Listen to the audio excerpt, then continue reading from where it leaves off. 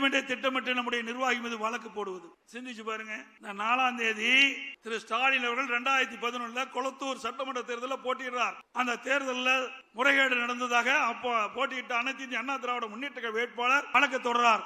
அந்த வழக்கின் அடிப்படையிலே உச்சநீதிமன்றத்திலே வழக்கு தொடர்ந்து நடந்துகிட்டு இருக்குது. அதை பற்றி ஒரு பத்திரிகையாவது ஒரு ஊடகமாவது வெளியிட்டாங்களா?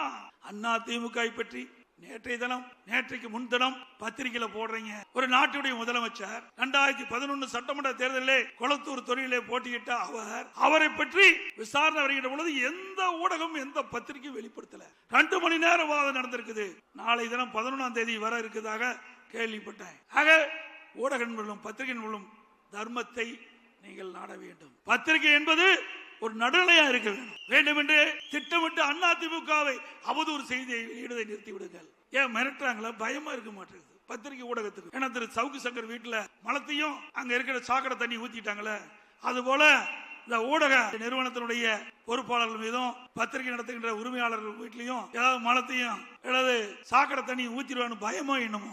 4ஆம் தேதி உச்ச நீதிமன்றத்தில் வழக்கு நடக்குது. அந்த வழக்கை பற்றி எந்த ஊடகமாவது எந்த பத்திரிகையாவது செய்தி வெளியிட்டீங்களா? எங்கள் மீது எவ்வளவு வழக்கு போட்டீங்க? உங்கள் மீது வழக்கு வந்து விட்டதுல